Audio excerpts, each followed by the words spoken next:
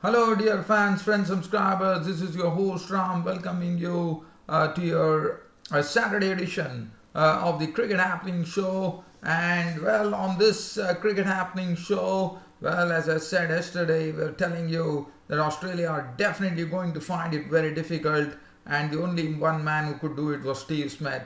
But unfortunately, that didn't happen, and the inevitable happened, one could say. And Sri Lanka will be definitely proud of this, as Sri Lanka went on to defeat Australia in the first test by 106 runs. And once again, the spinners were the ones who ruled the roost.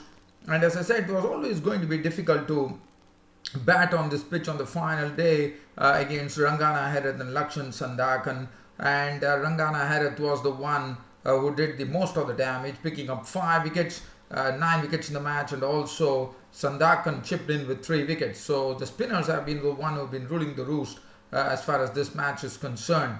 So that was something which was there. So that is one thing that I'll be talking about probably in only I'll be spending more time on this because I have 3 matches to cover today. So first was this. The second one would be New Zealand and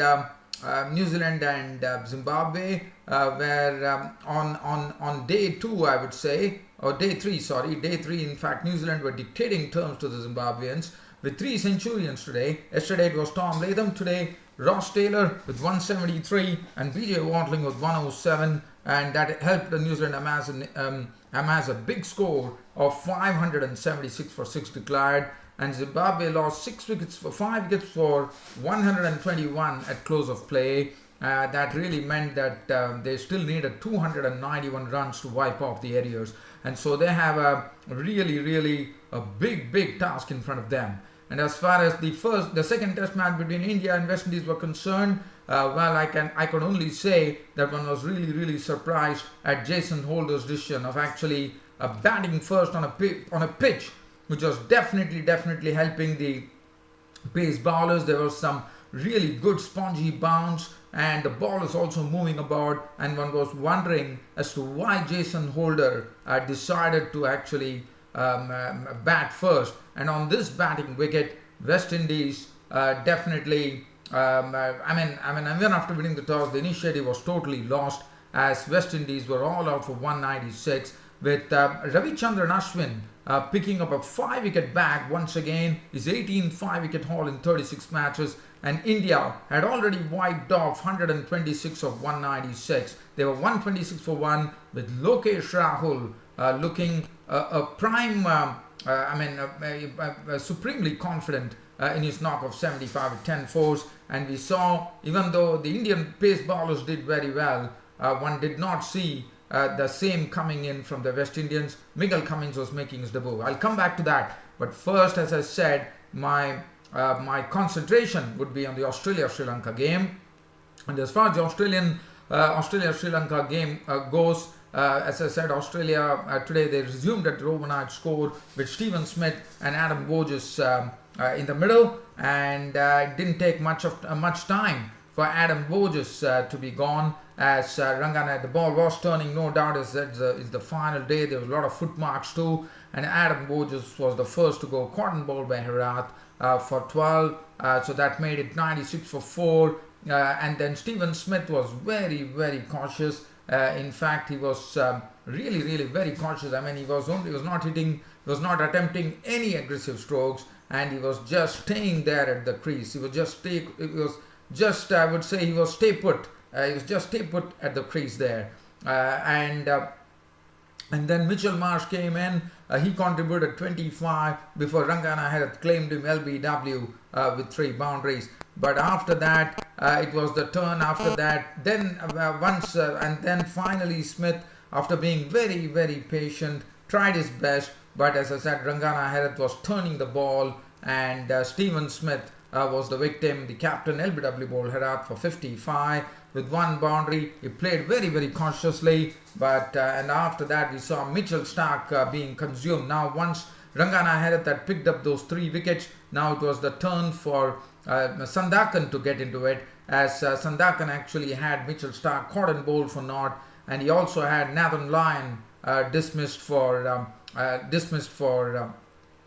8 by getting him LBW. and after that it was and that was the time the score was 100 and it was really a partnership that started between Steve O'Keefe and Peter Neville, and they really started. I mean, if you look at the score, 157 for 8 when the 57th over was on, and after that, look at the amount of stonewalling that Peter Neville, the wicket keeper, and Steve O'Keefe did. They really frustrated the Sri Lankans, and Sri Lankans would have probably thought, oh, I mean, if they couldn't get the wickets and if the rain falls, then it would have been a problem. But Peter Neville and Steve O'Keefe, I mean, one has to say they really stonewalled, because from 56 overs, they consumed 30 overs, and look at what they made. They made 4 runs. So that will really tell you that Australia was trying to see to it that they could either just they could just play for a draw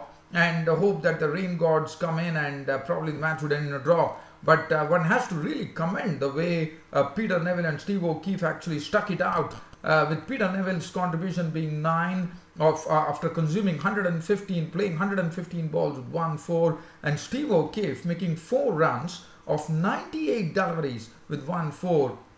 But what was important, even though it was not really doing something to the Australians, one can say that these two players, Peter Neville and Steve O'Keefe, frustrated the Lankans, and finally the victory came for the Aussies as they broke this very stubborn pair of Peter Neville, the wicket-keeper batsman, and Steve O'Keefe, when after 4 runs were added from 157, they took the score to 161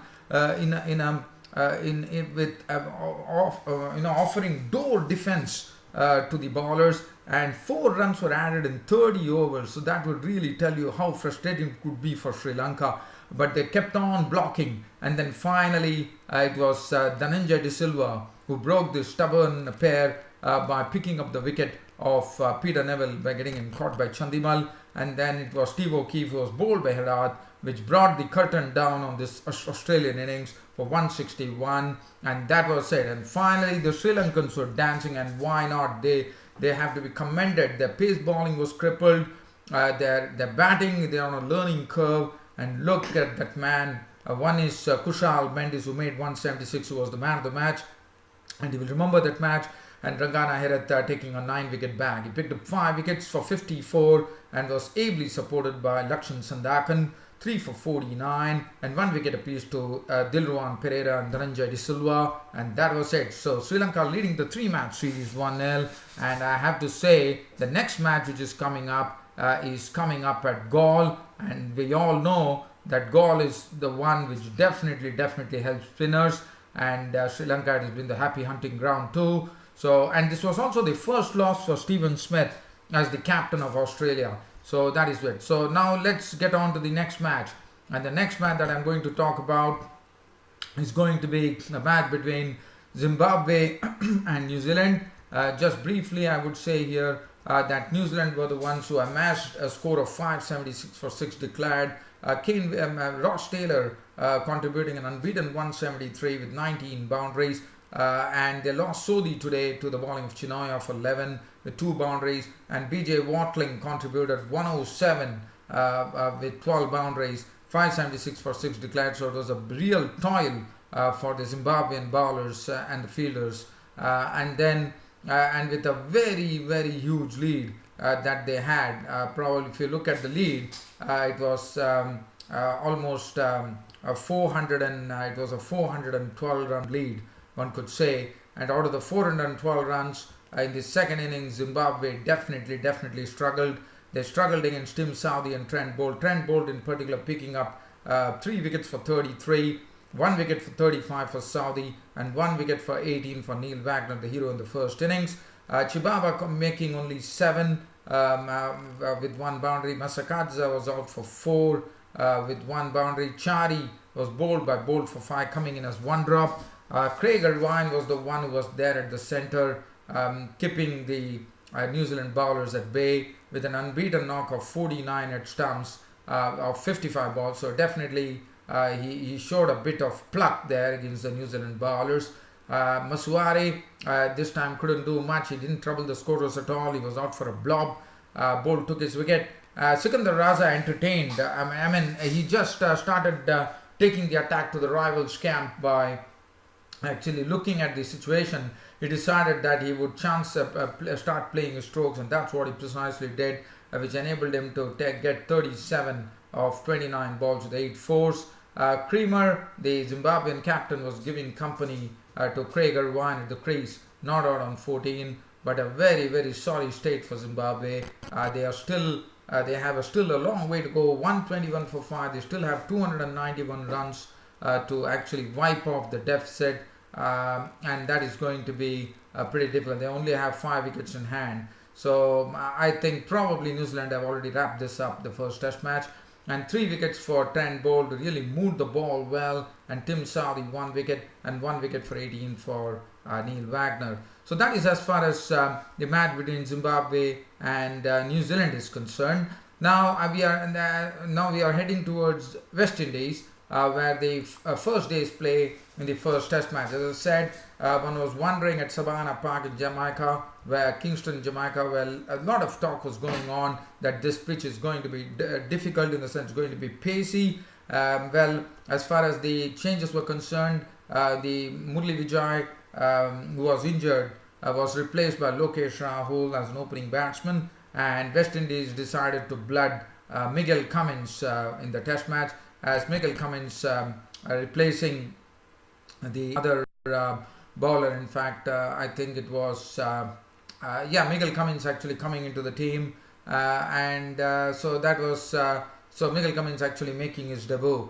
As I said, it was a good toss to win for West Indies, and one was wondering as to why Jason Holder, the West Indian captain, decided to actually bat first. Probably one would have expected him to insert the Indians first on a really grassy pitch, where there would have been a lot of juice in the pitch. And look at what happened. The Indian pacers, especially Ishant Sharma, started off in a fine fashion as he started troubling all the batsmen. As I said, the ball was moving about, and also there was some good spongy bounce too, and really it was not easy out there at the centre. And then first wicket to go, the breakthrough was provided by Ishant Sharma. Virat Kohli had, keeping in view that there was a lot of bounce, he had a forward short leg and a backward short leg for Brathwaite, and Ishant Sharma's short delivery forced the Brathwaite to actually fend at it. He was caught by Pujara for 1. So that was wicket number 1. The next wicket to go was Dan Bravo. Dan Bravo was neatly thought of, I thought, by the Indian captain. They decided to really attack him outside the off stump, which is a bit of a weak link for Dan Bravo. And Dan Bravo was trying to guard his off stump, but that was it. He got sucked into it as Ishant Sharma got him to nick 1 to Kohli. He was gone for naught. Rajendra Chandrika was the next one. This was Mohammad Shami getting the ball to bounce, and Chandrika was also got in the closing cordon for 5, and the West Indians were in serious trouble at 7 for 3. And after that, Marlon Samuels was at the crease as Jermaine Blackwood made his way. And Jermaine Blackwood, as you know, he bagged a pair in the first test match. He didn't start off very well. He started off in a very chancy fashion, as some edges were going on, some glances were going, or he was hitting the ball in the air. But then one particular shot definitely stood out from Jermaine Blackwood, and that would have probably given him immense confidence, as he just stood there and slammed Ishant Sharma over his head for a straight 6. What a shot! That was a stunning one, and he was the one who was the prime contributor today, making 62 of as many balls with 7 fours and 4 sixes. He also tonked Amit Mishra into the stands.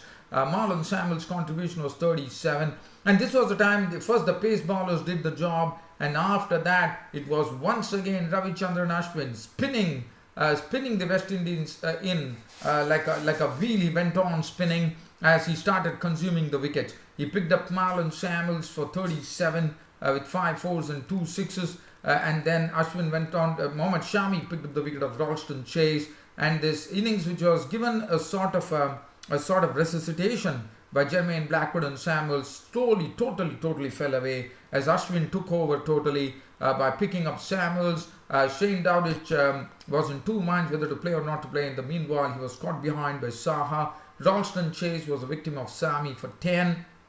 Jason Holder and Devendra Bishu were also consumed by Ashwin by getting them caught in the closing cordon for 13 and 12 respectively. Miguel Cummins was the one who biffed an unbeaten 24 on his debut with 2 fours and 2 sixes.